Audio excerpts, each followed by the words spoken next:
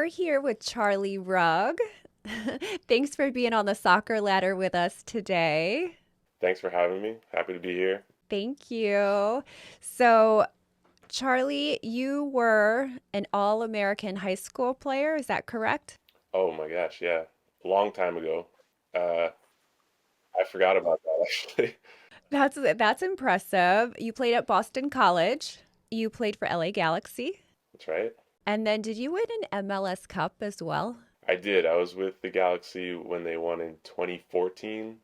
And then I was excited to go back for their championship run last year, 10 years later.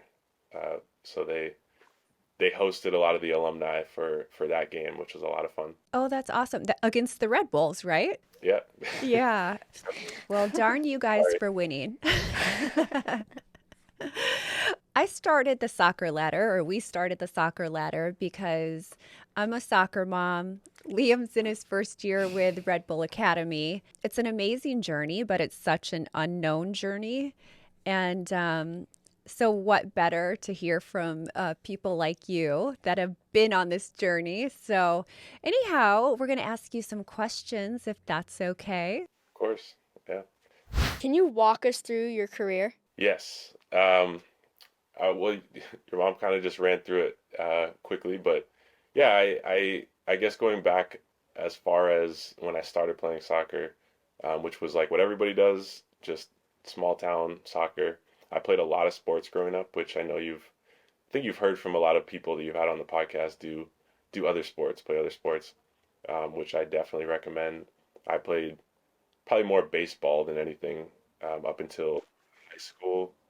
I loved basketball, played hockey even from the Northeast, so hockey's big in Boston. Um, what else? I played lacrosse in high school, ran cross country. How did you have time to do it all? Those were the those were the days where I was one thing to the next every day after school. Um, and there's times where you're on two soccer teams and then cross country team and something else. But I don't know. I'll have to ask my mom how she did it because that's really I just get whisked along to whatever it is. Yeah. And then when did you commit to just soccer? Um, I I think it was really a coaching change that I had when I was 15. So I started playing club soccer around 13. Had a great coach, loved that experience, and then the more serious coach took over at U15, and uh, I mean we were all scared of him, but it worked. It worked for us, and it really kind of. I mean, for example, I was going to play football in high school, my freshman year of high school, and when my club soccer coach found out, he was like, you're not playing football. You're not playing American football if you're going to play soccer for me." So that was kind of a little bit of a nudge into like, okay, I'm just playing soccer now. I still played high school basketball for a year. I still played lacrosse, but those were just a different season. And I think it was just 1 year. Yeah, one more year, and then it was basically just soccer. And then at that point, I was also starting to get letters from colleges and stuff. So that was an exciting part to really just, okay, I'm playing soccer now. So then you went on to Boston College to play soccer. Yeah, and I went to Boston College. I had maybe three or four other schools that were kind of like in my top choices. Boston College came in a lot later, um, but they were kind of the clear, obvious first choice at that point. So uh, yeah, I think that was the summer before my senior year of high school. Committed to Boston College. I didn't know if I was gonna play at all going into playing at BC. I didn't really know what to expect. I was just excited to go play Division 1 college soccer. And then within the first season, pretty soon into the first season, um, I was still able to stand out. And at that point, I was like, okay, professional is the next thing. So within my first season at Boston College, I started looking towards professional. Oh, Mm, wow. That's awesome. that's- What position did you play? I was a striker, center forward. Oh, Oh, okay. Okay. Did you go all 4 years at Boston? Yeah. Well, I left early. I played 4 seasons, and then I I left for the draft. I got drafted in January, so I left with one semester unfinished of school. Okay. I finished that in 2020. So Well, congrats on that. But I think I read that you went pretty high in the draft. I was in the first. I was the last pick in the first round. So this is the 19th pick. That's awesome. Congrats. What was that experience like? Honestly, that was one of the happiest days of my life. I was I was relieved. I was excited. It was kind of unexpected. The Galaxy picking me was a little bit of unexpected. At least that year it had been unexpected. They spoke to me before the draft, so I had some idea then. But when it happened, it was one of the best days of my life. Oh gosh, Wow. I could That's imagine. that's Can that's you imagine, crazy. Lee? How did you deal with setbacks? So as I just said, one of the best days of my life being drafted. Uh, the biggest challenge in my career was the jump from collegiate soccer to professional soccer. So very quickly ran into setbacks at the professional level. I think that was one of our questions, like how it's different. It's very clearly the biggest jump that I had to make in my career. Um, so yeah, how I dealt with setbacks, I mean, in some cases, I don't think I dealt with them very well. I think um, running into challenges in my first year as a professional, I mean, I would do a lot of things differently in that time. Um, I think I figured it out eventually, but you only get a few years to break in, maybe a couple years to break into a team at that level. Um, So yeah, I think the main thing is figuring out how to be a professional, how to carry yourself like a professional, doing all the little things. I mean, I was 22 at the time, so I was still in college, like fun time mindset, and making that switch to now a soccer world where I mean these people are competing with the. I mean, you're rubbing. I'm walking into a locker room that David Beckham was just part of, so. Uh, I got to figure out how to not just be a kind of a, the American path back when I was doing it was collegiate, club soccer, collegiate soccer, and then MLS. And it's changed quite a bit since then. So um, I think that's how I did it and how I was allowed to do it is kind of not a viable path anymore. I think you get a lot more pressure. You run into a lot more challenges at a younger age that would have served me well as a young professional. Do you mean in the sense that the MLS is bringing kids in like younger and younger, or signing kids younger and younger, like the homegrown players and Yeah, and the competition and organization and coaching and everything that you're getting. I mean, I didn't really have to push myself until I got to the professional level, which is kind of crazy when you think about it. Like to so and I don't think that favored me. I think I needed more challenge. I needed to get technically better when I was younger, uh, but I was able to just I've been this size since I was 15, so I could run past everybody. I was faster and stronger, and so I didn't really develop my technical skills that well. so Charlie, is there a lesson with that? Uh, I mean, it depends. It's different player to player. So Liam, I don't know what are the gaps in your game, but those are the things that are gonna get exposed at some point. If you keep climbing this ladder and keep going higher and higher in the game, whatever you're weakest at right now, it's gonna get exposed at some point. Basically, practice your weakness. Yes. Or just be aware of it. I don't think practicing more is always the most important. I mean, one of the biggest things that players don't focus on is not so much practice, but it's just watching the game. And I know you've heard that before, but I can't think of a better cheat code for getting better at the game for young players and watching soccer more and watching players in your position and in your style of play. you will you will accelerate your development enormously if you do even just a little bit more of that. I love that. Hmm. And I say that to you all the time, right? Like, Yeah. Yeah. do you think you watch a lot of soccer? Yes, I think I do. I'm always like, okay, like he plays center back and 6. sometimes the Hmm. six. And so I'm always like, we need to pick out your favorite players and then just watch what they're doing. Yeah, and those are two good positions to be kind of versatile at because you don't know at this point what your physical size is going to be, how you're going to compare to other midfielders.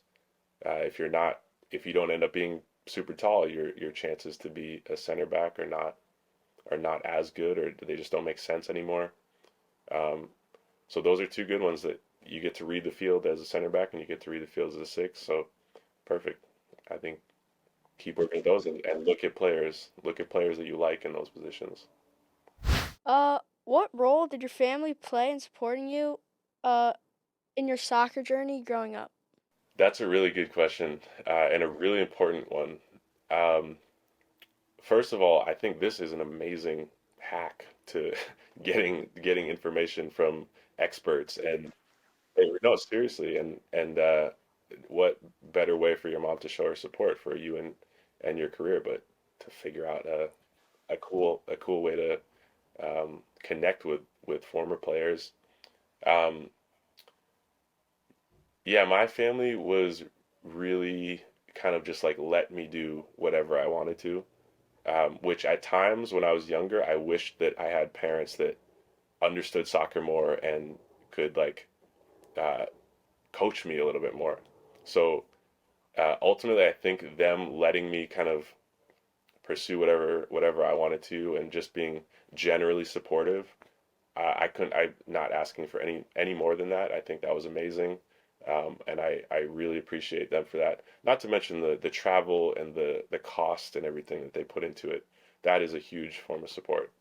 Um, but yeah, I did wish at times that I had that crazy parent that was like yelling at me in the car after a game that I didn't play well in, which is I don't want that at this point. I don't think that's good at all. But I wish that I had parents that were more involved in it um, at the time. But yeah, looking back, I think I, definitely I would take hands off approach with parents that don't really do anything but support you in the doing whatever you want to do versus the parent that's overbearing and doing too much. That is the we've heard it from everybody. That's the killer of any kid's passion and ability to grow.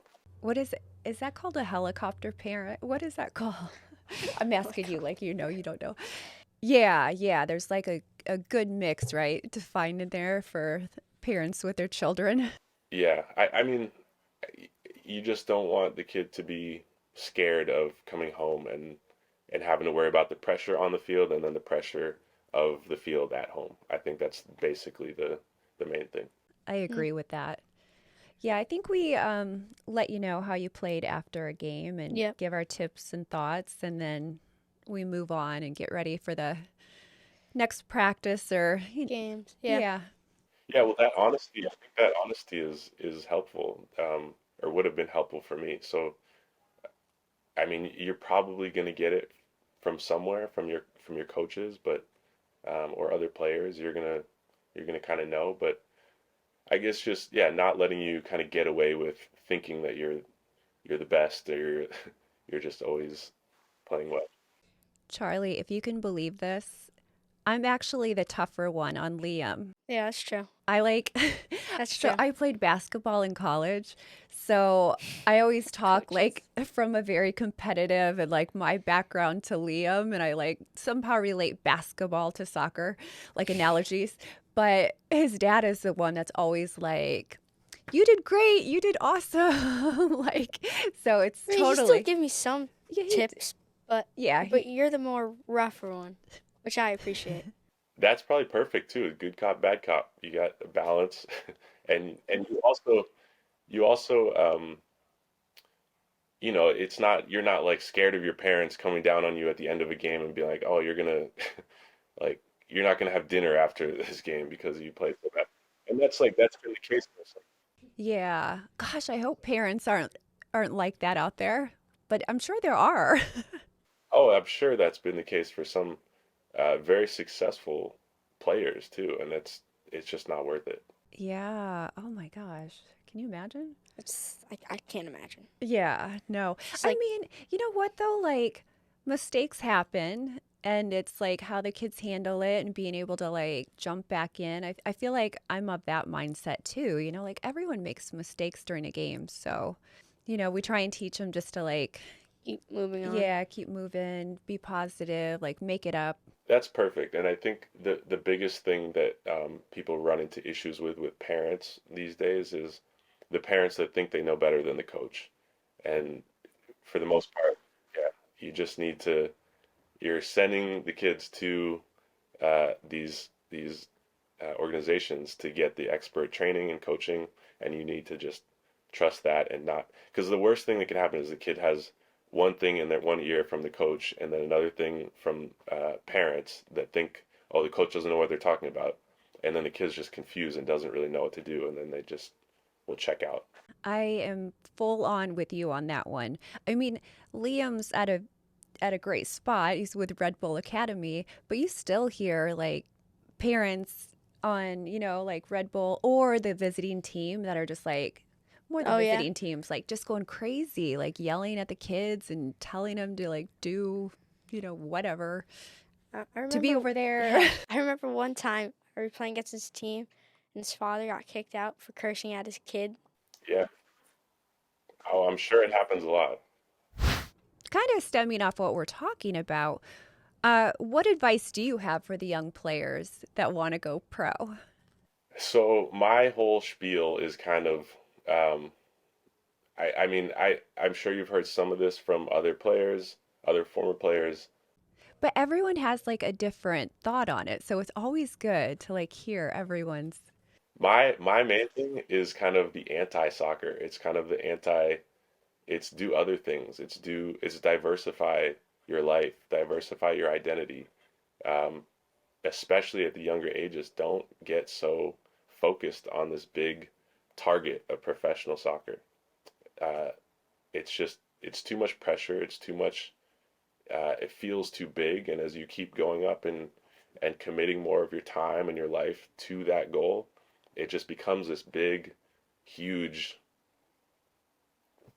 beacon that can take over your life, and uh, it can crush you with pressure, and then it also takes away from other parts of your life. You are not just a soccer player, Liam, right? You are a son. You have friends. You're a friend. You're a student. You're what else do you do? You snowboard or skateboard or anything like that? You have other things that you do. What else do you like to do? Hang out with my friends. Hang out with your friends, golf, Oh yeah, golf. and you like your Oh yeah, like uh go karting, and what no racing your sim. games. Yeah, F1, like what do you do with F1s. your friends on the computer all the time? I don't know. Play games.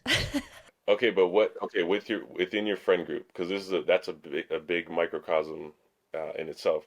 What are you? Which friend are you? Are you the funny, goofy one? Are you the one that keeps the peace between everybody? What would you say you are within your friends? Funny one, and keeps peace between everybody.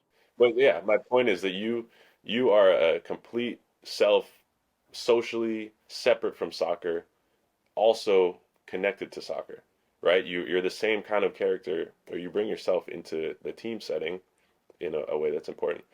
My main point is don't put everything on soccer. Don't put everything into your soccer career. Um, you show up, you do what you can, you have a goal, you do your best, and then you go and you have your other life or the rest of your life over here. That's still going to be there no matter what. That's going to be there your entire life. And let's say you have an amazing soccer career, you play till you're 35. Okay, let's say you play 15 years. That's kind of the best anyone can ask for, professional soccer career. You still got let's say you live to 100, you still got forever. You double that. You still have way more life after that. And it's really hard for, especially for kids, to wrap their mind around that, especially when they're going up through the system and getting more and more invested in the game. So I got very into the transition after the game, which can happen at any age. And kids don't want to hear about this. They want to focus on the dream, right? The professional soccer player. Um, but you can do both. The best part is that you can do both. You can build your life outside of soccer. You can build your life inside of soccer, and they're going to feed each other and make you better in both. That's very unique. Yeah, yeah, that is like such a great perspective. Like, don't put all your eggs in one basket. That's Also, new. you know Greg, right? Greg Garza? Yeah, I saw you just had Greg on, and so that's funny because I know that the work that he's doing now is what I was really interested in doing maybe 5 years ago when I stopped playing 8 years ago, I think, at this point. But in the transition time, I got more and more interested in pretty much exactly what Greg is doing, which is mentoring young players. Yeah, yeah. Like what you were saying, like reminds me of kind of what we talked about with Greg and Yeah. what he's doing. Like basically, there is life out of soccer, and like everything you are as a soccer player, you're going to carry on, you know, into the rest of your life. Hmm. And it's really not just afterwards. It is it's gonna feed your soccer game too. If you're feeling fulfilled outside of soccer, if you have skills and hobbies and relationships outside of soccer, you're gonna be a better soccer player, guaranteed. If you can go back and give 18-year-old Charlie one piece of advice, what would it be? I would say don't set your sights so low, I guess. I would look at a higher target for myself in my soccer career, and I would allow myself to go for that. I think my entire youth career, I didn't even uh, expect myself to play professional, or know that I could or was capable of that, and that I was heading there. So I think, um, yeah, maybe believe in myself a little bit more. Yeah, that's great advice. I Yeah. mean, and so important, right? We Yeah. with everything that we do. So what have you been doing since you retired from MLS? So I'm an artist now. I still do some coaching. I do like private coaching, which includes some of that mentoring, um, a little bit in some ways. But yeah, my new career path is as an artist. I'm a um, painter, sculptor, and I can't tell you how many of the things that we just talked about apply to this next stage of my life as well. What I just said, don't set your sights uh, low to just kind of make yourself small. Dream big, um, believe in myself. It applies to me again now more than ever. So thank you for reminding me with that question also. Oh, I love that. Yeah. Got to dream big. And it never ends, right? You know, I feel like even at my age, I'm like constantly like reinventing myself and thinking like you can do it. Like dream big. Keep going, you know? You can gain a lot from playing any sport really, especially in a team setting. You learn a lot of things that transfer over to other areas of your life. Um, and that goes for yeah, really any sport, any game. But you start to see patterns that apply to different parts of life and different games, and that's part of why you got to play other sports and things like that, because you start to see those patterns in different areas of life more clearly. Like what when you say patterns, what do you mean by patterns? Like chess, you might understand how a system moves as one and affects. It's not about one piece moving forward. It's not about defending the king. It's about how the whole system is moving. Just like in soccer, it's not about getting the ball into the goal all the time. It's about shifting the defense a little bit and feeling how the whole system is moving. Hmm. That makes sense. Yeah. Awesome. Well, I think we're going to have to wrap it up. It was so awesome to have you on today. Thank you so much for having me. This is really cool what you guys are doing. Oh, thank you. Well, hopefully we have the chance to meet you in person one day. Like, how cool would that be? That'd be great. Maybe a Red Bull Galaxy game will be around the corner again. And you know what? Let's hope. One of our favorite players, well, I don't know if it's yours, but Ricky Pooch. Pooh. Yeah, I love him. So when is he coming back? I think he's doing his recovery's doing well. It's amazing how quickly an ACL tear as a professional athlete, how much quicker the comeback is than a regular pedestrian. But yeah, I think he's doing well. I don't know him personally, so I just hear from through the grapevine or even Instagram. Um, but yeah, hopefully they have another good run this year. Yeah, hopefully. Well, we're going to hope for that so So we can come to a Galaxy game. yeah. Yeah, if you're ever out west here, let me know because they hook us up with alumni tickets all the time. Oh, well, we're going to take you up on that, Charlie. Awesome. Well, you have a good one. We'll talk to you soon. Thank you so much. Have a good day. Have a good weekend. Okay. Bye. Thanks. Bye. You too.